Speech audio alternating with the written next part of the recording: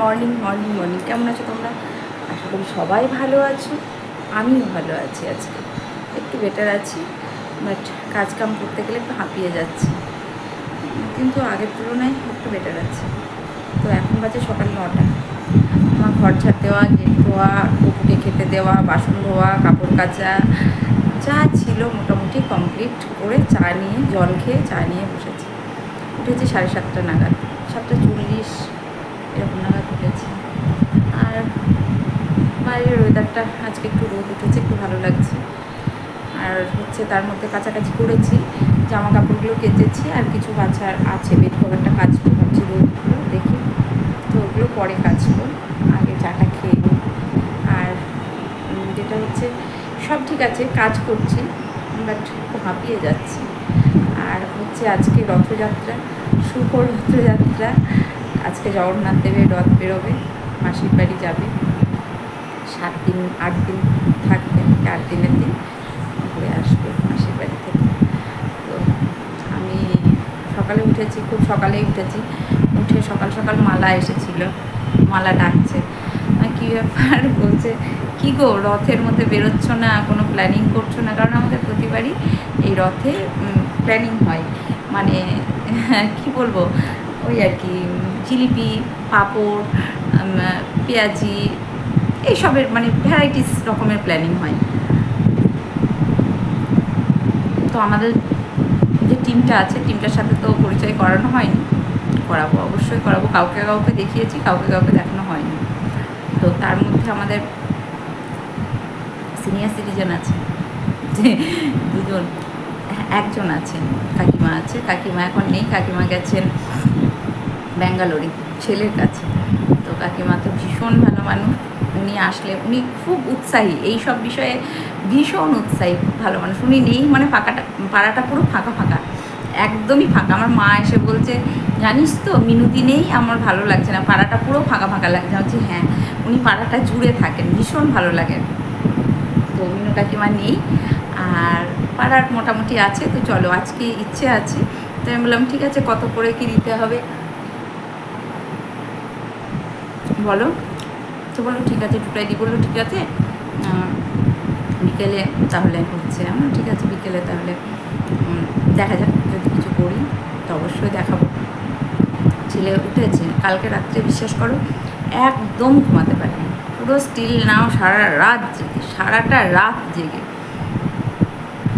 তো কী করবো, আর ঘুম আসছে না, কতক্ষণ শুয়ে থাকবো। তো উঠে পড়লাম, উঠে যেটুকু কাজ ছিল সারা হয়েছে। জলখাবারে কি বানাবো ঠিক নেই, অনেক দিন থেকে পরোটা খেতে ইচ্ছে করছে, মিষ্টির দোকানে একটু টেস্ট পাচ্ছি না। তো আমার কান্তিবাবু সকালবেলায় উঠে আমাকে বলছে, কী গো কী খাবে, কী নিয়ে আসবো বলো, বাজার কী করতে হবে। তাই আমি বললাম, ছেলেকে বললো কী খাবি বল, চিকেন মাটন, ছেলে কিছু বললো না। তাই আমি বললাম নিরামিষ। তা বললো আজকে রবিবার, আজকে নিরামিষ কেন, বলো কী খাবে নিয়ে আসবো। কী খেতে পারছো না, কী খেতে ইচ্ছে করছে বলো। না সেরকম কিছু না, তো একটা ফোন করতে হবে, ফোন করে বলতে হবে। দেখি ছেলে উঠছে না, তো ওই মিষ্টির দোকানের পরোটাটা আজকে জলখাবারে খাবো ভাবছি। চাটা খেয়ে নিই। আর চোখগুলো জ্বালা করছে, যেহেতু ঘুম হয়নি, একদমই ঘুম হয়নি, ভীষণ চোখগুলো জ্বালা করছে, সারা রাত ঘুমাতে পারিনি।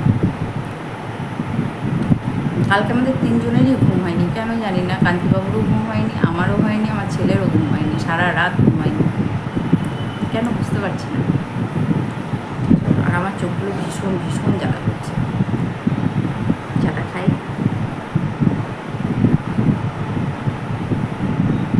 তবে আজকে রোদটা উঠে না, বেশ ভালো লাগলো।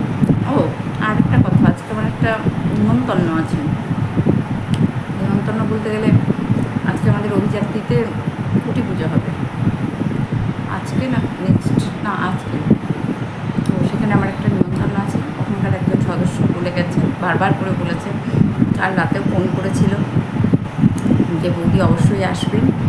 তো দেখা যাক, আশা করি যাওয়া হবে না, তবুও বলেছেন উনি, এই আর চাটা খেয়ে নিই। ছেলের জন্য চা বানাতে, আমি চা বানিয়ে খেয়েছি, কারণ ছেলে কখন উঠবে তার ঠিক নেই, যার জন্য আমি চা বানিয়ে খেয়েছি। ছেলে উঠে বললো মা চাটা দাও, আর আমি রাত্রে বিনুনি করেছিলাম, বিনুনি করে শুই, কারণ চুলগুলো ভীষণ ইয়ে হয়ে যায়। তাও আলু থালু হয়ে গেছে, তো ছেলেকে চাটা বানিয়ে দিই। আর নাকি জলখাবার করবো বললাম, ইয়ের দোকান থেকে পরোটা নিয়ে আসতে, কী বলে মিষ্টির দোকান থেকে, ভালো লাগে খেতে মাঝে মাঝে। তো সেটাই বললাম, দেখি আমার তোর যাই কিনা, কি মেনু হবে এখনও ডিসাইড করিনি। রাত্রে বলেছিলাম খিচুড়ি ছ্যাঁচড়া করবো, এখন কি করব ঠিক নেই, যাই করি না কেন। আর এখন আবার মনে হচ্ছে যেন ঘুরিয়ে জ্বরটা আসছে, মানে হাত পা কামড়াচ্ছে ভীষণ। আর বানাবো ছেলের জন্য 1 কাপ চা। আর আমার না ঠিক সকালবেলায় কদিন থেকে এরকম হচ্ছে, মানে দুধ চা খেলে না অ্যাসিডিটি প্রবলেম হচ্ছে। আর মানে কেমন লাগছে, দুধ চা ঠিক আমার শ্যুট করে না সকালে। সকালে আমি চাই চিনি ছাড়া লিকার চাই খাই, চিনি ছাড়াই খাই, চিনিটা এখন একদম অ্যাভয়েড করে দিয়েছি একেবারে। কিন্তু টেস্ট পাচ্ছি না হয়তো কোনো সময়, কিন্তু আমি চিনি একদমই এখন আর খাচ্ছি না, জানো তো একটা সুখবর। কারণ চিনিটা আমি একবারে বরাবরের জন্য ছেড়ে দিয়েছি। জানি না পারবো কিনা, হ্যাঁ তবে টেস্ট নেই মুখে, একদমই টেস্ট নেই। তো তবুও চিনিটা এবার, খালি চিনি ছাড়া গ্রিন টিটা ভালো লাগে, কিন্তু খালি পেটে তো আর গ্রিন টি খাওয়া যায় না, না যার জন্য প্রবলেম হয়। খালি পেটে গ্রিন টি খেতে নেই, তো খাই একটু লাল চাই খাই চিনি ছাড়া। রাখছি তোমার মিষ্টি আরো অনুরাগের চেয়ে, সাথ করে তাই তোমায় রাগাই ও গো সোনার মেয়ে, রাখছি তোমার মিষ্টি। চুলটা আঁচড়াতে হবে, চুলটা একদম পাগলি পাগলি লাগছে আমাকে দেখে। এটা এবার আঁচড়া বলছে, ছেলে ডাকছে মা কই, মা কই। দেখেছো বিছানার অবস্থাটা কেমন? এটা আমাকে এখন চেঞ্জ করবো, বেড কভারটাও চেঞ্জ করবো। চল করে নিই।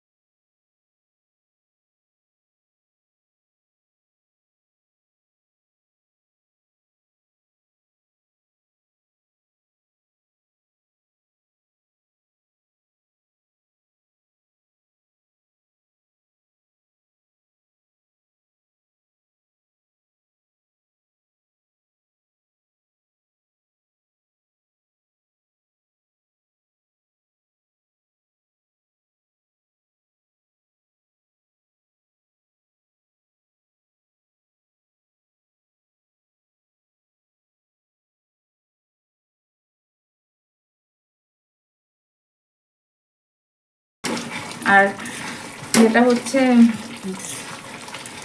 শুতে পারলে একটু বাঁচি, সত্যি কথা। আর ভালো লাগছে না রাত্রে এক ফোঁটা, জানি না কেন কি হয়েছে, কালকে রাত্রে একেবারেই ঘুমাতে পারিনি, সারাটা রাত গেছে, একদম ঘুম হয়নি, সারা রাত ঘুমিনি। সকালবেলায় উঠেছি, কাজ কাম সেরেছি, একদম ঘুম হয়নি সারা রাত। কেন এরকম হলো বুঝতে পারছি না, নিজেও জানি না কেন এরকম হলো। এরকম তো হয় না কোনো দিন যে সারা রাতে ওটা ঘুম নেই, এরকম খুব কমই হয়। আর আমি এত ভুলো মন হয়েছে, ইয়ের মোবাইল স্ট্যান্ডটা কোথায় রেখেছি সারা বাড়ি খুঁজলাম তন্ন তন্ন করে, দেখো তো খুঁজে পাচ্ছি না। মানে মুখ দেখা যাচ্ছে তো মাথা কেটে যাচ্ছে, মাথা কেটে যাচ্ছে তো ইয়ে হচ্ছে, সারা বাড়ি তন্ন তন্ন করে খুঁজলাম, কোথাও পেলাম না। আর ও হচ্ছে কাঁঠালের ঘন্ট, কলাই ডাল কি মুগ ডাল ভেজে দেবো, মুগ ডালই ভেজে দেবো। কোথায় রেখেছি কি জানি মোবাইল স্ট্যান্ডটা, খুঁজে খুঁজে খুঁজে খুঁজে সারা বাড়ি খুঁজে খুঁজে হয়রান হলাম, গেলাম না, কোথায় কোন চুলোয় আছে ভগবান জানে। এত ভুলো মন হলে কি করে সংসার করব, শুধু সেটাই ভাবি। মানে একটা জিনিস ঠিকঠাক মতো মনে করতে পারছি না যে এই জিনিসটা এখানে রেখেছি না ওই জিনিসটা কোথায় রেখেছি, একদমই মনে করতে পারছি না। একজন আমাকে বলেছো যে তোমার রান্নাগুলো না বড্ড ফ্যাকাশে। তাকে বলি রান্নাগুলো ফ্যাকাশে না, হয়তো সবসময় যথাযথ পরিমাণে বলি বা কিছু একটা জিনিস যেটা দিই, যেটা দিয়ে আমরা এডিট করার সময় কী করি, এগুলো কালার করে দিই, ঠিক আছে। তো আমি সেই কালারটা করি না, যেমন যেটা থাকে সেরকমই আমি আপলোড করি। তো যার জন্য হয়তো একটু ইয়ে লাগে, লাইট লাগে, বাট লাইট নয়। আর যতটুকু তেল মশলা দেওয়ার দরকার ততটুকুই দিই, বুঝতে পারলাম। আর হ্যাঁ, সবার বাড়ির রান্না তো সমান না। আপনার বাড়ির রান্না একরকম, আমার বাড়ির রান্না একরকম, আর একজনের বাড়ির রান্না একরকম, এক একজন এক এক রকম রান্না করে। সবাই সব কিছু পারদর্শী না। কেউ রান্না করতে ভালো পারে, কেউ গান করতে ভালো পারে, কেউ নাচতে ভালো পারে, কেউ ঝগড়া করতে ভালো পারে, কেউ কন্ট্রোভার্সি করতে ভালো পারে, তাই না? এক একজন এক এক রকম পারদর্শী। তো সেটাই তো আমার রান্না কেমন, সেটা তো তার জন্য আপনি দেখে তো বললে হবে না, আপনাকে তার জন্য খেতে হবে। তো আমার রান্না যারা যারা খেয়েছে মোটামুটি কেউ খারাপ বলেনি। তো আপনি বললেন যে তোমার রান্না দেখে দেখে বিচার করলে হবে, খেতে হবে, তো সেই বিচার করতে হবে। আমার মোটামুটি সবজি বানানো কমপ্লিট, কাঁঠালটা বসিয়ে দিয়েছি, এই যে চিকেনটা হচ্ছে, দুটো একসাথে বসিয়েছি। কড়াই ঘি দিয়েছি, গোটা গরম মশলা দেবো, আর তার মধ্যে গেছে হাত কেটে, মানে আঙুলটা কেটে গেছে। তারপর গাজর টাজরগুলো কোনো রকমের মোটা মোটা করে কাটলাম, আর ছেলে কেটে দিচ্ছে। চলো ফ্রাইড রাইসটা বানিয়ে নিই, তাহলেই হয়ে যাবে। কেটে গেল হাতটা গ্যাস করে একবারে, প্রচণ্ড রক্ত বেরোচ্ছে।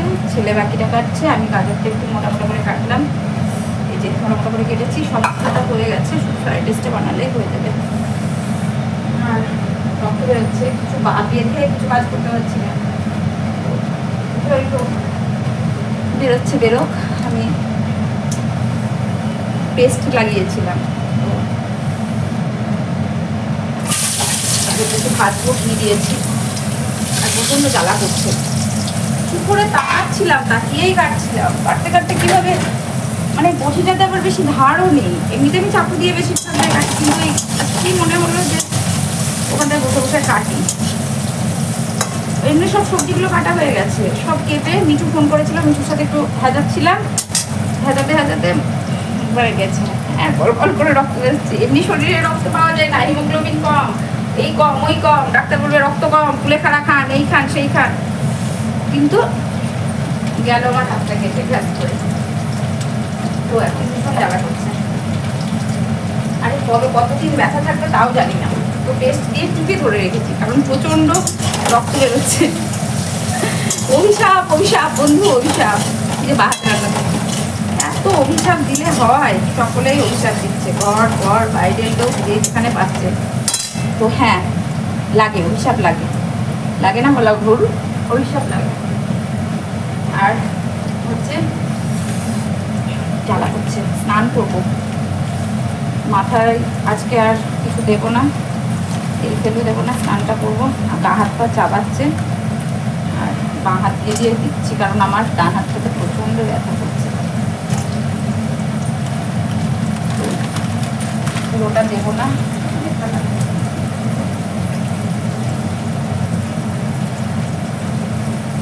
পুরোটা দিইনি, ছিল না, কাজু কিশমিশটা শেষ হয়ে গেছিলো, বাবাইকে দিয়ে আনালাম। ওকে ভোগে দিতে হয় তো, যার জন্য ড্রাই ফ্রুটসটাই বেশি দিই আমি ভোগে, তো শেষ হয়ে গেছিলো। আর অসুবিধা হচ্ছে বা হাত দিয়ে ব্যাগ, ভালো লাগে না ছাতা। আর এর মধ্যে আবার একটু সাদা ভাত তুলে রাখতে হবে কান্তিবাবুর জন্য, পারছি না। চলো, খুব কষ্টে সৃষ্টে রান্নাটা করে নিই। ছেলে বলছে আমি যদি নেড়ে দিই তাহলে তুমি ক্যামেরা অফ করবে, তো ছেলে এসে নেড়ে দিচ্ছে। ফাইনালি আমি ভীষণ ব্লিডিং হচ্ছে, একটু পেস্ট দিয়ে একটু ব্যান্ডেড দিয়ে বেঁধে রাখি। চলো, স্নান হলো, দেখো একটা নতুন নাইটি পরেছি আজকে, গপুকেও একটা নতুন জামা পরাবো। চলো এবার পুজোটা করি। প্রচণ্ড গরম লাগছে আর হাতে ভীষণ জ্বালা করছিল।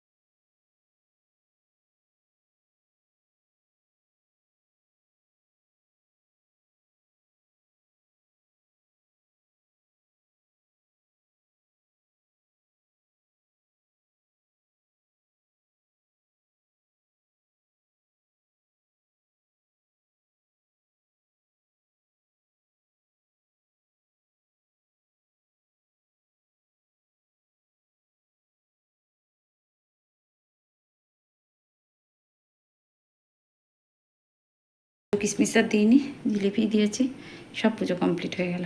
চলো প্রসাদটা তুলে বাসনগুলো ধুয়ে নিই। খুব সিম্পল রান্না করেছি, এঁচড় করেছি, একটুখানি কাঁঠাল ঘন্ট করেছি কলাইয়ের ডাল ভেজে দিয়ে। আর এই যে এখানে করেছি চিকেন রেজালা। এই দেখো হলুদ একটুখানি, সেই বললাম না যখন ইয়েতে দিয়েছি তখন একটু হলুদ দিয়েছি। এখানে করেছি ফ্রাইড রাইস, যাই বলো, কাজু কিশমিশ জিরা রাইস যেটাই বলো, কারণ কাটতে পারিনি, শুধু গাজরটা কাটতে গিয়ে হাত কেটে গেছে। আর ওটা করেছি, আর করেছি হচ্ছে এখানে একটু সাদা ভাত রয়েছে কান্তির জন্য। চল খেতে দিই ওদেরকে।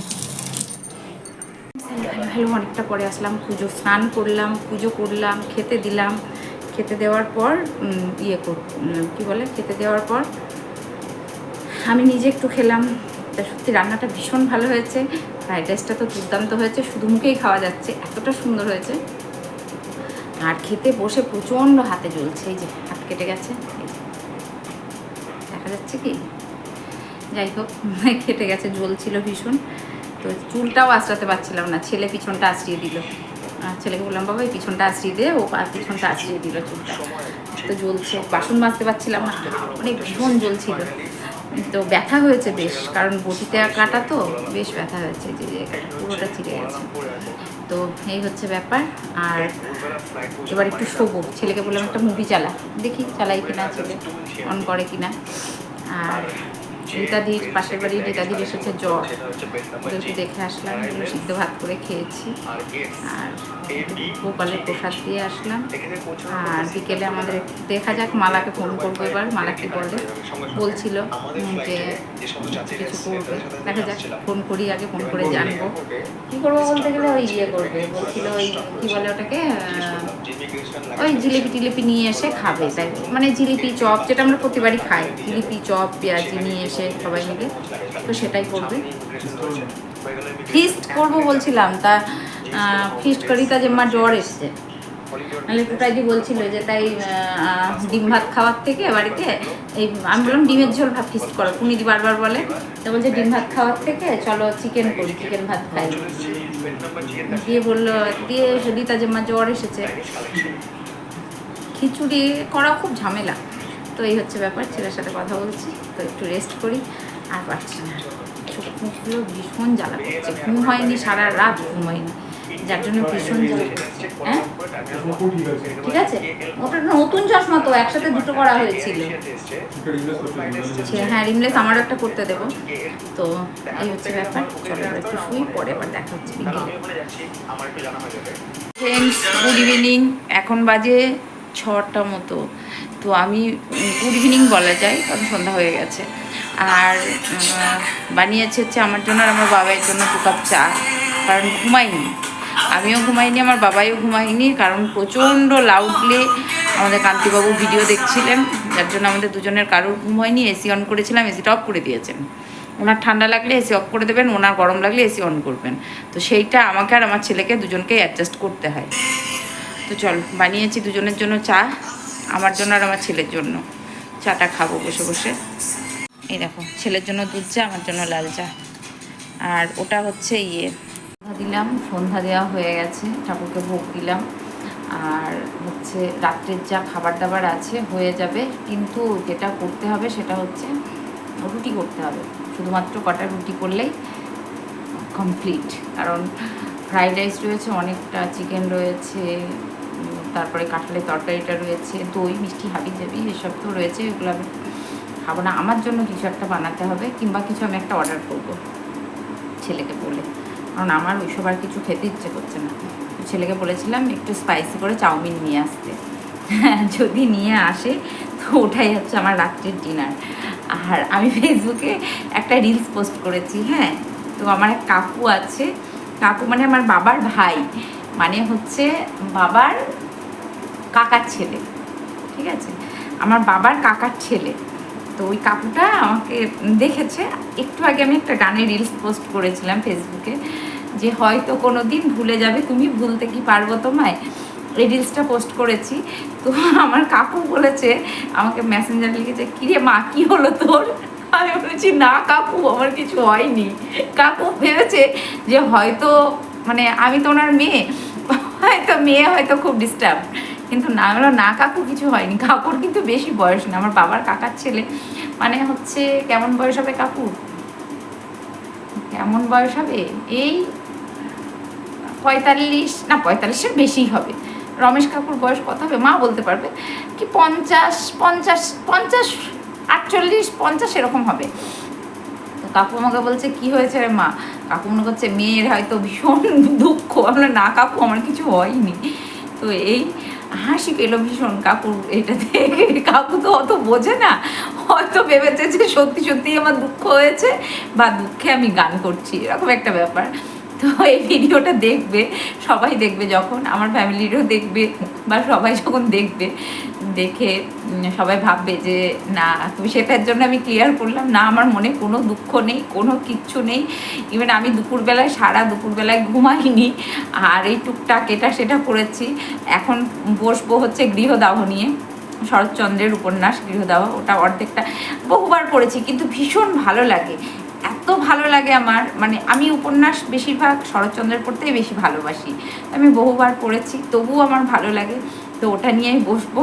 তো কাকুর কথাটা শুনে আমার ভীষণ হাসি পেলো, যে কাকু বলছে কি হয়েছে, কাকু ভাবছে হয়তো কিছু প্রবলেম হয়েছে বা কিছু একটা হয়েছে, মেয়ে হয়তো কোনো ডিস্টার্ব হবে না, কাকু আমার কিচ্ছু হয়নি। তো এটাই ছিল। তো এখন আমার সন্ধ্যা দেওয়া হয়ে গেছে, আর আজকে ছিল রথযাত্রা, জগন্নাথ দেবের নীলমাধবের রথযাত্রা। আর ভুলে গেছি, সব ভুলে যাচ্ছি আজকাল। তো 8 দিন পর তো আমার তো পুরীতে যাওয়ার সৌভাগ্য তো হয়েছিল একবার। আমি, মা, বাবা, আমার কান্তিবাবু, আমার ছেলে, আমরা সবাই গেছিলাম, বাবা তখন বেঁচে ছিলেন। তো সবাই গেছিলাম, সামনে থেকে দর্শন করেছি, প্রণাম করেছি, সবাই গেছিলাম, অনেক দিন আগে গেছিলাম, ওর আমার ছেলে তখন ছোট ছিল। আর তারপরে আর বিশেষ একটা যাওয়া হয়নি। তো ইচ্ছে আছে অবশ্যই যাব।